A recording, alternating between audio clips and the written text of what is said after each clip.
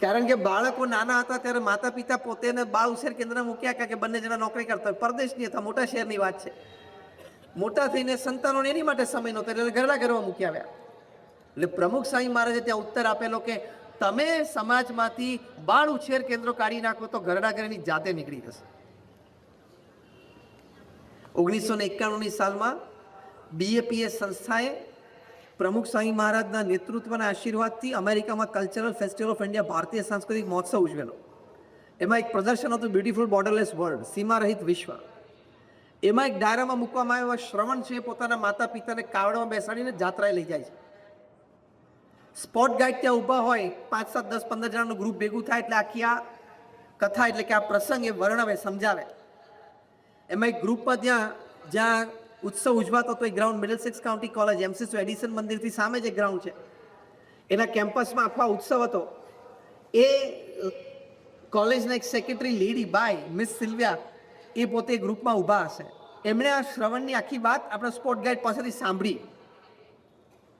તેમને એટલું બધું સ્પર્શી ગયું કે માતા પિતાની આવી સેવા, એમના હાથમાં આંસુ આવી ગયા. ત્યાંથી દોડ્યા અને પાર્કિંગમાંથી ગાડી લઈને સીધા ઘરડા ઘરમાં ગયા.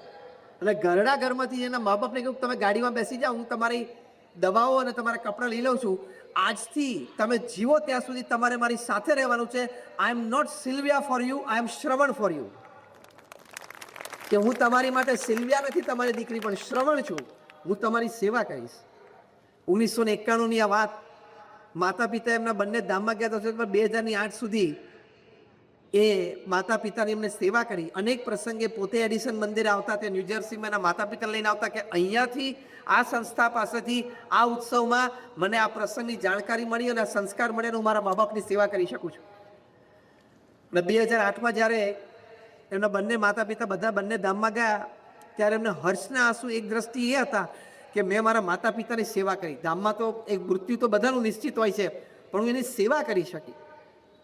તો જો એ આપણા સંસ્કાર છે, એટલે એ રીતે આપણે આપણા પરિવારજનોને સંસ્કારિત કરવા પડે. નીતિમત્તા અને પ્રામાણિકતાની દ્રષ્ટિએ પણ સંસ્કારિત કરવાના. આપણે આપણા સંતાનોને રોજ અથવા તો અઠવાડિયે એક વખત બેસાડીને વાત કરવી પડે. એની માટે પ્રમુખ સ્વામી મહારાજે બહુ જ સુંદર એક પ્રોજેક્ટ આપ્યો છે. પ્રમુખ સ્વામી મહારાજનું આ પૃથ્વી પર સૌથી મોટું પ્રદાન હોય, જે પેઢીઓ સુધી, સદીઓ સુધી અને યુગો સુધી લોકોને લાભાન્વિત કરતું રહેશે. અને આજે નહીં તો લાખ વર્ષ પછી પણ લોકોને જ્યારે આની સમજદારી આવશે ત્યારે જે તે સમયે પેઢીઓ અપનાવીને વધારે સારું પારિવારિક જીવન જીવી શકશે. એ જે પ્રમુખ સ્વામી મહારાજનું પ્રદાન છે એ છે ઘર સભા.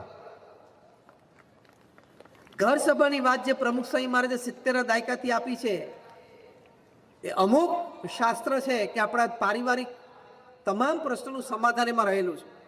તો આપણે અઠવાડિયે એક વખત બેસીને પરિવારજન સાથે આ વાત કરવી જોઈએ. આપણે જે વાત કરતા કે નીતિમત્તા અને પ્રામાણિકતા, સંતાનોને કહેવાનું કે બેટા આપણાથી કોઈનું ખોટું લેવાય નહીં, કોઈ કુદ્રષ્ટિએ જોવાય નહીં, કોઈનું પડ્યું હોય તો આપણે દૂર જ સમજવાનું. BAPS સ્વામિનારાયણ મંદિર લંડનના કિશોર મંડળનો એક કિશોર રૂપેશ, એ લંડનથી ફ્લાઇટમાં બેઠો અને બોમ્બે ઉતર્યો. એનો લગેજ કન્વેયર બેલ્ટ ઉપર આવ્યો. એને પોતાના જેવી બેગ જોઈ, પણ જોઈ કે આ મારા જેવી જ છે પણ મારી નથી.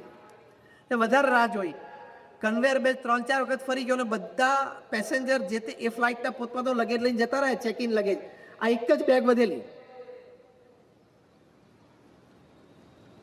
એને એમ થયું કે આ મારી બેગ બદલાઈ ગઈ છે, મારા જેવી જ કોકની બેગ હશે એ લઈને નીકળી ગયા લાગે છે. અને પછી તો કન્વેયર બેલ્ટ બંધ થઈ જાય, પેલી બેગ અંદર જતી પછી આ હાથમાં ના આવે. એટલે એમ થયું કે હું આ લઈ લઉં અને આમાં એ જે તે વ્યક્તિનું એડ્રેસ હોતા તો હું ફોન કરીશ. એને લીધી અને પછી દાદર મુંબઈમાં સ્વામિનારાયણ મંદિર જે આપણું છે ત્યાં આવ્યો. ઠાકોરજીના દર્શન ઉતારો લીધો. પછી આ બેગ ખોલી તો એમાં એક લેપટોપ હતું. એનું પોતાનું પણ એમાં લેપટોપ હતું, જે તે પોતાની બેગમાં. એને તો ખબર હતી આ બેગ મારી નથી. પોતાના લેપટોપ કરતાં લેપટોપ ઘણું મોંઘું અને સારું હતું. અંદર પાઉન્ડ અને ડોલર પણ કેશ મળ્યા. એક સેકન્ડ માટે રૂપેશનું મન લલચાયું નહીં. એટલે વિચાર એ જ આવ્યો કે હું BAPS સ્વામિનારાયણ સંસ્થામાં પ્રમુખ સ્વામી મહારાજ સંચાલિત બાલ મંડળની સભામાં નાનપણથી જોઉં છું અને સંતો પાસેથી અને મારા મા બાપ પાસેથી મેં સંસ્કાર મેળવ્યા છે કે કોઈની પણ વસ્તુ હોય એ આપણા હકની ક્યારેય બનતી જ નથી. ફોર્ચ્યુનેટલી એને વિઝિટિંગ કાર્ડ મળ્યો અને ફોન કર્યો, પણ નંબર અમેરિકાનો હતો. હવે સમય પ્રમાણે સેટ ના થયો એટલે 2-3 વખત ટ્રાય કર્યો પણ વાત ના થઈ. એને ટેક્સ્ટ મેસેજ મૂક્યો.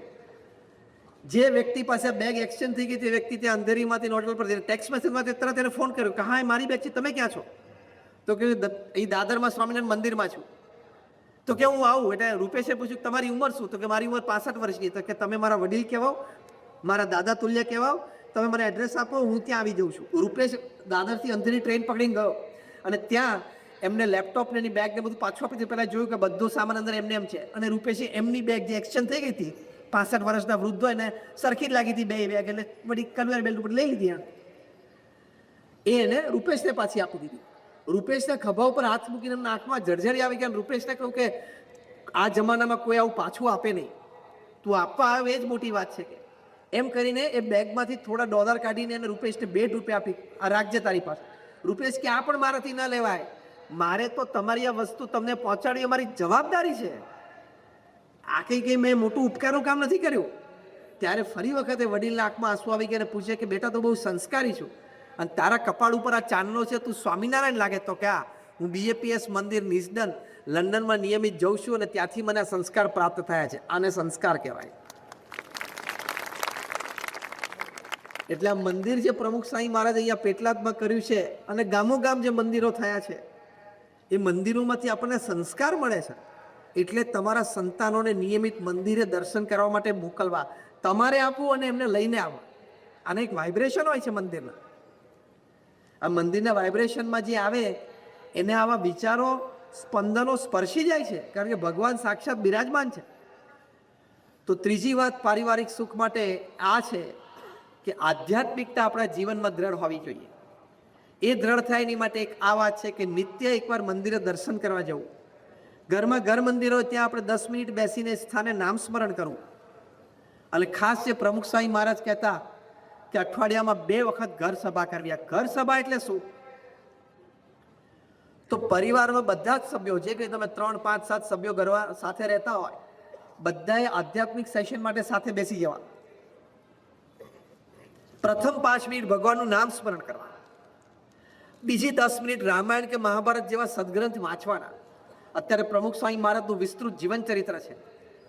એ જીવન ચરિત્રના પ્રસંગો તમે વાંચો તો આવા મહાન સંતના જીવનમાં એટલું ઊંડાણ હોય અને એટલી ઊંચાઈ હોય કે આપણે અહીંયા બેઠા જેટલા નહીં, પણ પૃથ્વી પરની તમામ 7 અબજની વસ્તીના જીવનમાં કોઈ પણ પ્રસંગ સારો નરસો બન્યો હોય ને, એ પ્રમુખ સ્વામી મહારાજના જીવનમાં બન્યો જ હોય. સીધું માર્ગદર્શન મળે કે મારે કેવી રીતે બોલવાનું છે, વિચારવાનું છે અને વર્તવાનું છે, એ પ્રમાણે કરે એટલે પાસ. એટલી વિશાળતા આ પ્રમુખ સ્વામી મહારાજના જીવન ચરિત્રમાં છે. તો એવું 10 મિનિટ આપણે સદગ્રંથોનું વાંચન થાય. તમે રામાયણ કે મહાભારત જેવા ગ્રંથ, એ મિથ નથી.